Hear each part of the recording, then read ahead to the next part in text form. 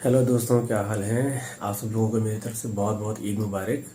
Video and तक ज़रूर देखिएगा क्योंकि वीडियो बहुत इन्फॉर्मेटिव होने वाली है और मेरी हौसला अफजाई के लिए एक लाइक ज़रूर करिएगा। शुक्रिया।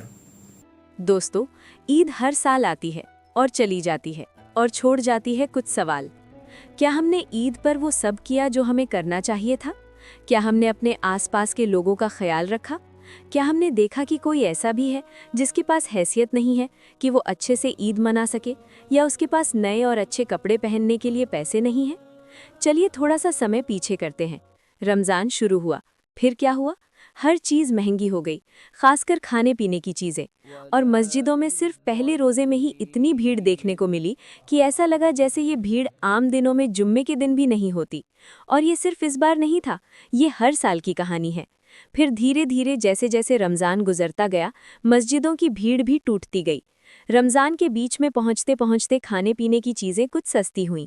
फिर बारी आती है शॉपिंग की, और फिर कपड़े और दूसरी चीज़ें महंगी हो जाती हैं।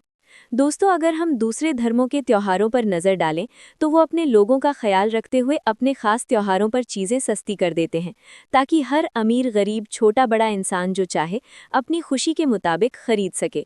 लेकिन ये अफसोस की बात है कि हमारे यहाँ ऐसा नहीं है। लोग ये कहते भी नजर आते हैं कि अरे भाई, यही तो महीना है कमाने का। यार रमजान आ गए हैं, बस यही महीना है पैसे कमाने का। खैर, फिर आता है रमज़ान का आखिरी दशक, और मस्जिदों में भीड़ और भी कम हो जाती है। धीरे धीरे लोग रमज़ान की रुतों से हटकर फिर से सामान्य जीवन में आ जाते हैं। और फिर आखिरी रोज़े के बाद शैतान को खोल दिया जाता है, और फिर शुरू होती है ईद। और फिर से गाना बजाना, गलियां गलियां, डांस पार्टियां, और वो सारे काम जो हम रमज़ान के मुबारक महीने में नहीं कर रहे थे। दोस्तों, क्या आपने कभी सोचा है रमज़ान चला गया हमारे लिए क्या छोड़ गया? रमज़ान हमारे लिए एक बेहतरीन ज़िंदगी गुजारने का तरीका छोड़ गया। अगर हम इसे अपनी सामान्य जीवन शैली में अपना लें तो हमारी ज़िंदगी आसान हो सकती है। लेकिन ज़रूरी ये है कि उसके लिए हम रात को सोएं सही समय पर, ताकि सुबह फज्र के वक्त आँख खुल सके।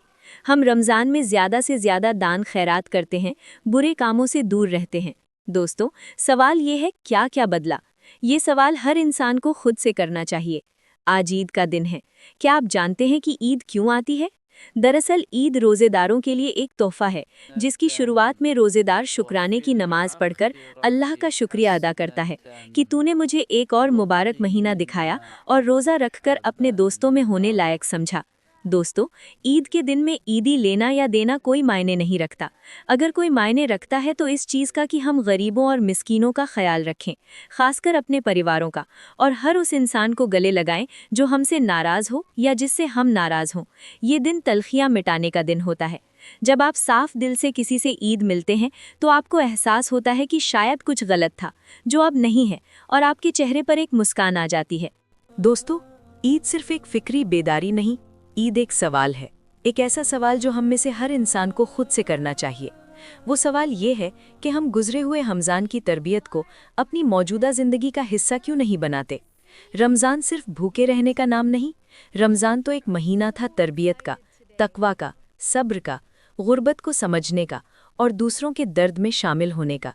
लेकिन जैसे ही रमज़ान गुजरता है, लगता है जैसे हम वो सब कुछ भूल जाते हैं जो हमने सीखा था।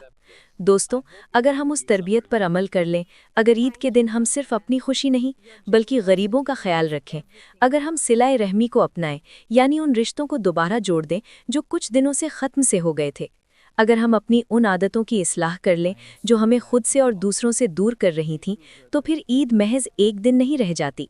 ईद ज़िंदगी बदलने का ज़रिया बन जाती है, एक ऐसा मौका कि हम अपने अंदर झांक कर देखें कि क्या हम बेहतर इंसान बन सकते हैं।